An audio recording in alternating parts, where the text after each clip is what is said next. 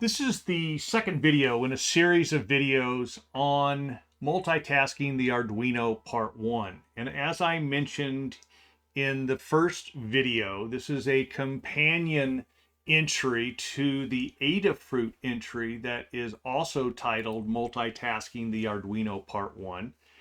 And in this particular video, we're now looking at Welcome to the Machine. We've already performed the blink without delay code in the first video, and now we're wanting to add a state machine to our code. I would recommend you read and review the Adafruit site and kind of understand what they're doing there. And then in this case, we'll go through and do the same thing, except we'll do it slightly different because we're going to be in C and not in C++. So again, this also is titled Welcome to the Machine, and the code is called Flash Without Delay. Now, the changes that we're going to implement is, as we do on any of our programs in AVRC, we don't use the setup and loop constructs that are used on the Arduino. We use initialization code, the main function, and a while infinite loop. And so we'll stay with that that we have. And so we have our initialization code up here. Then we have our main function, and then we do a little bit more initialization, and then we have our while infinite loop. The other thing that we need to make sure that we do is we need to make sure that we have our includes for any of the functions that we use in the AVRC library. And so in this case, we have three includes: pin mode, digital write, and sysclock.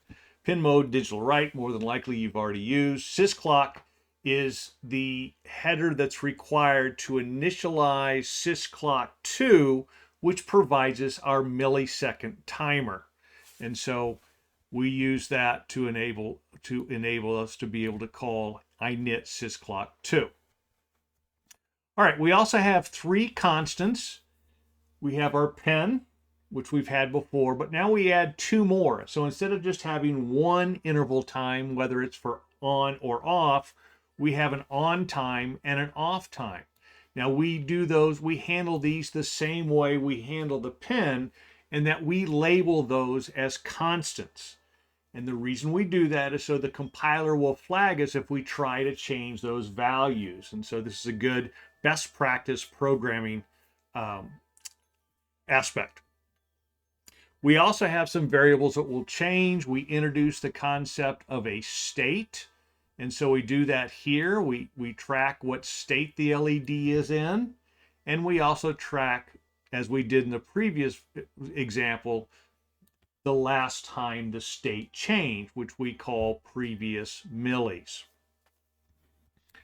Okay, so again, we initialize the clock, we initialize the pin to be output, and now we get into the meat of the program.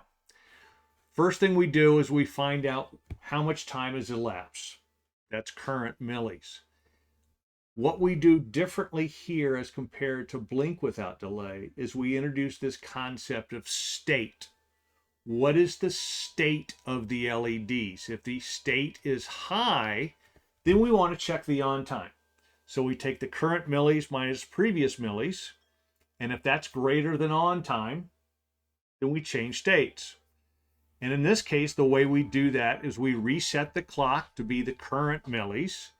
We set our state variable equal to the opposite of what it was. So if we say LED state equals high, then we set LED state equals low.